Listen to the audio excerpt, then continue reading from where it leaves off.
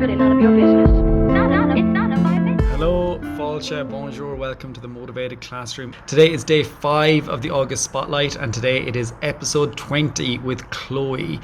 That brilliant episode where I spoke to a teacher in my school who had introduced co-created storytelling to her really demotivated class of 17, 18-year-olds in French, and the impact that had. And of course we researched with Chloé throughout the whole year, looking at it through a self-determination theory lens, and she just made such wonderful points as a classroom teacher, trying something new in her class. So I want to share some of those with you. Listening back and reading the notes on it, it was really struck me about how insightful Chloé was. So some of the things she mentioned about autonomy. So she said, because the students were creating the story, because I think they felt like they owned the story, and for the first time they were owning what was happening in my class. Before that, it was just me telling them what to do. So I went with their ideas, I used their ideas, and then I took it even a little bit further in the story. They knew they could express themselves, and we've never done that in another context. So I thought that was really powerful, that the students felt that they could really express themselves when the teacher was co-creating this story with them. And she went on to say about the need of relatedness. She said, relatedness is why the story worked and why this activity worked so well, why my class became a lot more motivated. They could relate to it and see what was happening. They could relate to each other.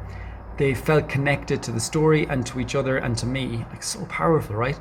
And eventually they felt connected to French, the subject, because we created it, we bonded thanks to the story. So you can really see that autonomy and relatedness coming through. And then she talked about them reusing some of the structures, and in particular the little rejoinder phrases, like she used the one of like "o la vache," or in Spanish might be things like "no puede ser" or "no importa," or like things like that. And she heard these coming out in an oral exam, and she said it made them sound so natural and so fluent. Other things that she mentioned that I really liked was one of her follow-up activities, where she had obviously written the story beforehand and she had a script. And so she gave that to them when they had co-created a story, and obviously it was kind of different then. And she said, I had my own story, and so I gave this to them, and they had to include all the new elements that they had come up with. So like they had this kind of skeleton story, but then they had to include the things they came up with as their task. So it wasn't exactly the same, but it was a great activity because they were reading my version of the story, but adding in the bits that they had co-created. And then her last bit was great. It was like advice to teachers, where she said, the big thing she would say is, it might be scary, but just give it a go. It might not be right at the beginning.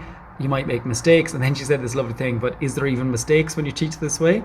And she said, just give it a go. And that was really powerful for me, that she was saying like she'd been teaching the same way for a long time, but that this teaching with co-created stories and comprehensible input was so powerful. She was advising other teachers, just give it a go. And then she says here, which I thought was wonderful, I remember when I used to finish the lesson, after teaching with co-created stories, I'd always feel like super motivated and full of energy, even though it might have been a quiet activity or a quiet class where we were reading. The beauty about comprehensible input is that you get to know your students. So you need their input. You need to know what they think, how they feel, if they've done the activity before, etc. So I think that, it just made me feel so much more human. Like, that was crazy powerful, right? This is a classroom teacher who was feeling really disconnected to this class. She felt like she was not teaching them well. She felt like they were all demotivated. She felt like she wasn't doing a good job. She introduced co-created storytelling and comprehensible input, and it changed everything. So please go back and listen to Chloé's amazing episode 20 of the Motivated Classroom. And I look forward to chatting to you tomorrow again, where we'll have day 6 of the August Spotlight. Adios, gur míle maigah agus slán na bhaile.